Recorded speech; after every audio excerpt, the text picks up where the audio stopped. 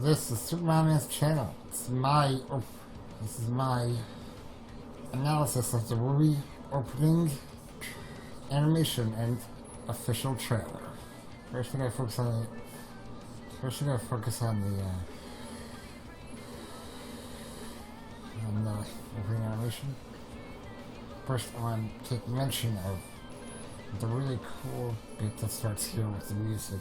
Just 1 second.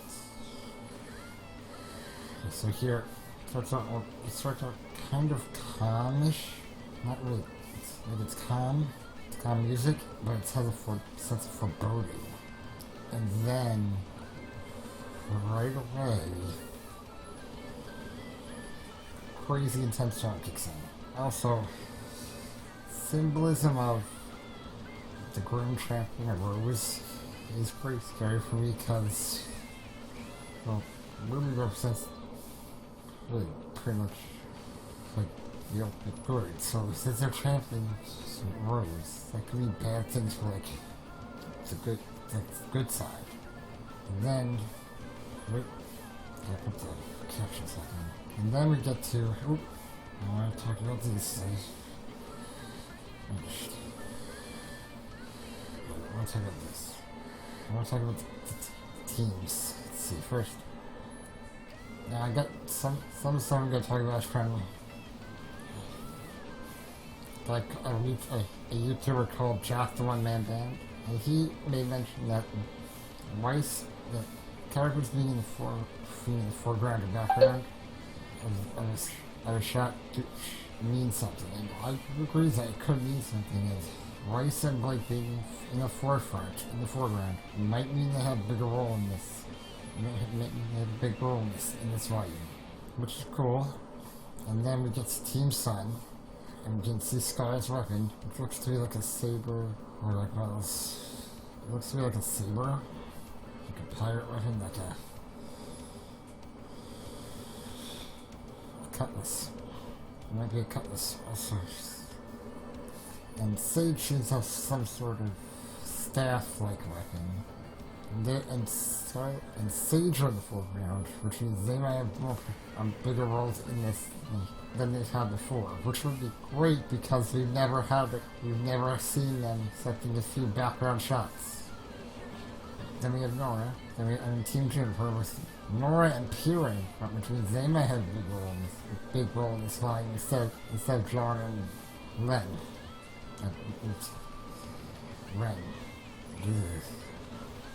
And then we got Cinder's team, and Cinder being all creepy, horrifying as usual. And then we got Grim, but looks to be like stampeding toward Beacon Academy, and through Beacon Academy. And then there's like Ursa climbing the goddamn walls. They're storming the castle that is Beacon. And then we got Grim seems to have break into the stronghold of good, which could spell bad things for the good side again. And we'll say a lot in this. And then we got Ironwood. This Army being, as usual, a dick. Never get wrong. I think he's a good guy, definitely do.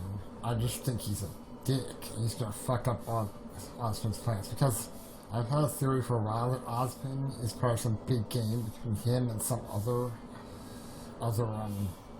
group, or some other person. So maybe Cinder, maybe somewhere above Cinder, not sure yet. But yeah, and then we get to Blake and looking at Adam. The face that looks, I don't know, it's hard to tell, but Jack the One Man Band thinks hesitant, another thinks shameful, and I don't know. I'd say like it's more likely shame, because he's not hesitating, but it's shame. So it's more likely to be shame, which just begs the question, what is he ashamed of? Is he ashamed of what he's doing? What the right things become? Is he ashamed because of what he's become because of Blake? just hard to tell. Okay. And then next we get to the Grim going straight toward Hunter's 16 Juniper RWBY, and a bunch of Elysian Knights. And then they fucking clash. And then we got Yang fighting Mercury, which would be a really cool fight because his style of fighting is more of us kicking and kicking. And Yang's been shown before that she has trouble with opponents that can kick, and that's our kick a style of fighting that utilizes kick slot, which should make for a short fight. And then we have Blake fighting Adam. Oh, that one's gonna be a doozy. If that us, oh, I forgot to mention. I should say that I'm because for Volume 2, I took the symbolism or the foreshadowing in the opening animation too literally, and did nothing I thought was gonna happen happened. It was all just symbols, it was all just symbolic and not actually literal. But I really think this is happening in this, volume, especially since I think it's gonna be a darker volume. It's gonna be these fights are gonna actually happen. Which a Blake Adam fight be, oh boy. That'd be crazy. And then we have Weiss fighting Emerald, which that'd be a cool matchup, I guess. And then we have RWBY fighting Cinder, which is crazy. And then we have Winter and Weiss, and Weiss seems to be looking at her sister with. We got back to my main band. Adoration, Love, which kind of didn't make sense to me at first because we all thought that she didn't have a good relationship with her sister, Winter, because things that happened in the show already. But what I think is going on that Weiss loves her sister. Her sister's just a bitch. Sorry, her sister's probably a bitch, and she doesn't care about Weiss. Same way Weiss cares about her. Maybe. Also, did I mention love Winter's design? I probably mentioned that previously, but I love Winter's design. And Crow's design, too. Also, we have Yang and RWBY looking at their uncle in love. And then we have, a standoff between Crow and Winter, which is kind of weird. Either they're lovers, or they're involved in whatever thing Osmond's got going. Big game, big chess game Osmond's part of. They're probably saying they disagree on what what they think they should do, what they want to tell Osmond. Cool. And then Osmond gets distracted. Crow gets distracted by a picture, which is a picture of Yang RWBY's mother, father, uncle, and possibly other mother. Now, starting off, we have Summer Rose, who looks to be shy. Something Jeff and Dan say. I have to say I agree with him. I didn't think it was like the same. It makes sense that maybe she was younger, she was more shy, and I also think that she's the one who is more of the espionage side of the team and helps gather intel and stuff on people. It's cool, and her appearance is startlingly similar to RWBY's. Seriously, RWBY's appearance is startlingly similar to Summer. It's crazy. And then we got Tai Yang Zhou. You see the blonde hair. He looks like he's kind of cool and collected. Kind of cocky too, if you ask me. But probably rightfully so. And then we have Raven Bronwyn, who has all but been confirmed to be Kang's mom. Okay, seriously, it's all but been confirmed with her awesome swords. Also, I forgot to mention that I think that because I don't see a weapon on Tai Yang, that he's probably a brawler like Yang, which is cool. And then we got Crow, just cool with a giant sword hanging over his shoulder, which is weird because we know he uses the scythe. So what I think is it's a sword scythe gun. It's a sword. It's a sword. It's a swifle. That sounds horrible. He used the mechanism for it right here, which is cool. Also, I think Ty Gang's leader, just my opinion. Others think that, and other people seem to think that Raven's the leader, which could make sense, but I really think it's Ty. It's just my opinion. And then we see this thing, which Jack the One Man thinks it might be like something plot relevant because it appeared in a bunch of others. It's appeared in other trailers. I just think it's cosmetic. But you know, it might be.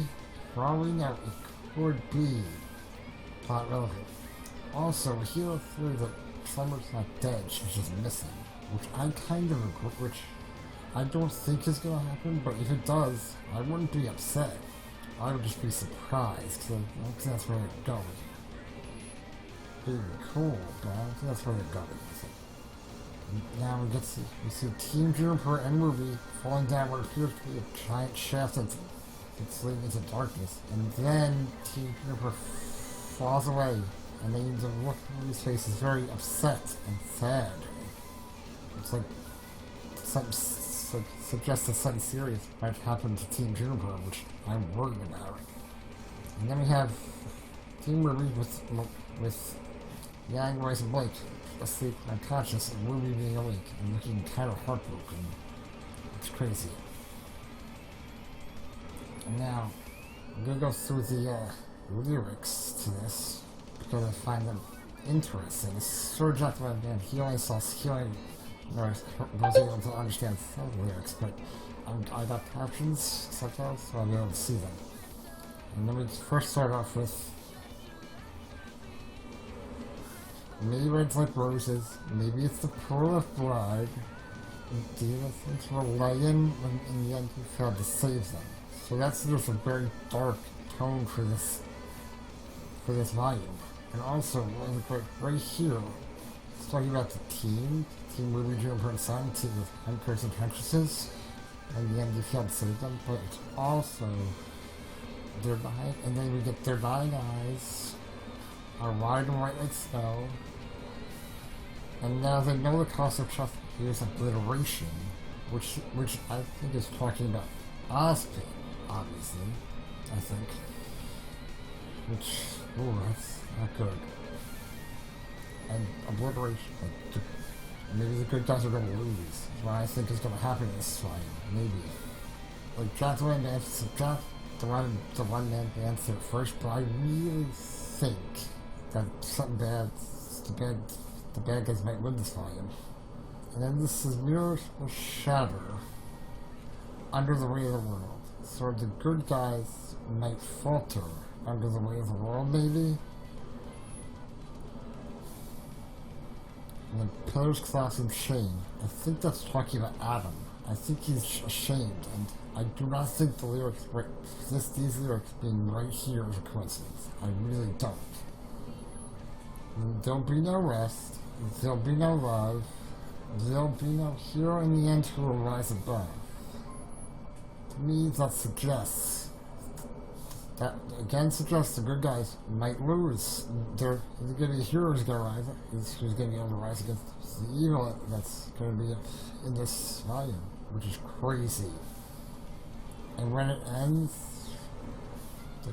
the good will crawl, the shining light will sink in darkness, victory for hate incarnate. And the good guy will lose again, and victory for hate incarnate is definitely talking about Cinder, because she's a straight up fucking psychopath. Seriously, she's a psychopath. Seriously. Yeah. And then misery and pain for all. That's exactly what Cinder wants, because she's fucking nuts. And then Rant falls. And they're basically just repeating Rant falls over and over again, which is scary. Because it's just a lot of shit's gonna happen inside, and that's not gonna be good at all. So now I'm done with that. I'm gonna move on to the official trailer. It really is just as interesting as this. Seriously. Come on. Let's see. The official trailer right here. It's not that long either. Oh, come the hell up. Why wasn't it clicking? Stupid. What? That was weird. Okay. Well, now we can officially screw the trailer. Let's see.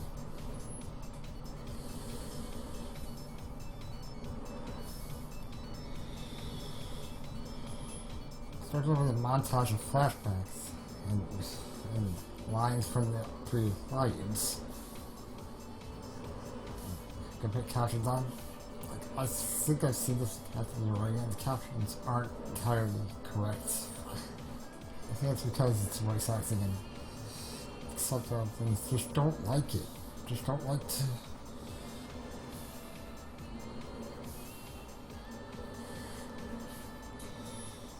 Flashbacks. Okay. We've got that. That right.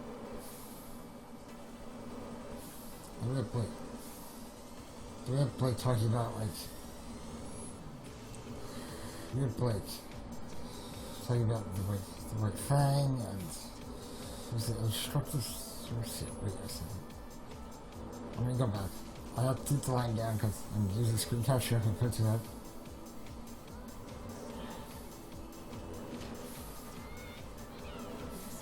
Okay, that's better. That shouldn't drown my voice. She's talking about the Grand Invasion, the extremist organizations, the right fang, of course, and we have instructive, so she says, talking about instructive sociopaths.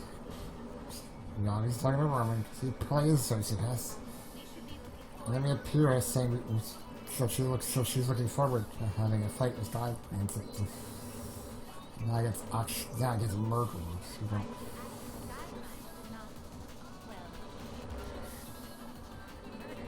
And her saying murderers just right there, just right after Adam was on screen, it's kind of just sets the tone for Adam. And then we get Crow telling Osmondites, telling us that we're probably talking to Osmond, of course, that Osmond sending intel on the enemy, like he knows that the enemy is here, but he doesn't know where. He knows it's here.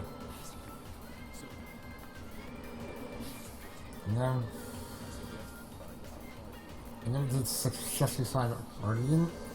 I can't tell who that is, and I think it might be Bronwyn, but if what Jacko and Ben thinks is true and Summer's just been missing, then or just had to leave, that could be Summer. But which would be crazy. And then we got Yang right here, looking back at Emerald and Mercury like I think she's suspicious. And then we have Oz and Professor Fort and Professor Ublek doing the commentary for the Weitzel Festival tournament. It's crazy. There are a bunch of characters. Oh look, I saw this in the RTX panel, but the field change of armor, which is pretty cool. Also, I see this already for my reaction to the trailer, but so I've been probably pausing on it to talk about the characters, the new characters in this. Let's see. And then first we have a person, a girl or a guy, can't exactly tell because it goes too by too fast for me to find the face. Let me see if I can find it. We're on a hoverboard, which means the hoverboard might be there. Trying to find. No, you can't see the face. I mean, you really can't. It might be her though. It's hoverboard, which is cool. Then we have her, who's like a martial artist who uses aura, I guess, to fight. It's cool. Didn't see a weapon on her. Oh, that cool. She has that cool with her. That one for this cool sword. See, it's right here. That was ugly. What the hell was that? Yes. Cool sword right here. It's a gun sword too. Fun sword, and then we got Sage fighting someone else who uses a staff weapon. And it also looks like Sage turns my staff to a sword-like weapon. Might also be a gun. They're purifying a new guy. I couldn't see. And then we got Sun kicking the face of this red hair girl, which is cool. You don't really see her weapon. And then we got a fight between Crow and Winker, which might be an actual fight or might be a sparring match. We won't know until the line happens. And then we got and then right there, kind of confirmed that Sage has a staff-like weapon. It's like it's a staff, and it looks like like fucking Cloud's goddamn sword. That looks like his sword. And then we got a cool shot of Crow, Glinda, and Oscar right here, which is cool. And Ruby for our uncle, I think. And then we have Nora, who looks a little 30, a little down. And then we got this cool as fuck character that I love. Do you see this fucking character right here? Do you see her? Do you see her cocky ass face? And then again, Ruby's fine. We're on golf course. Do you see her goddamn face? And then we got fucking Blake drooling over a piece of tuna. And we got some other weapons. Like a staff-like weapon, gun. Can't see the others. I mean, that sort of thing gives the crowd a good fight, which scares me, because that could be a singer. Anything else I've said, I release. Probably won't be releasing these two videos, some more RWBY videos tomorrow, and Saturday, I think, and then since on Monday or Tuesday, will be really out to them. Until Sunday for the YouTube release. Hopefully it releases on Sunday. Because I like to, before I react to videos, I like to wait to the YouTube release because it's just easier to to edit stuff that way. And really anything else, not really. It's just, no, not really. It's just really I have high expectations. It's freaking awesome. Forgot to mention how awesome the flying stadium looks. Yeah. Please like, comment, and subscribe if you like the video. And for my outro, from my favorite anime reviewer, Jezero Paku, sayonara, bye bye.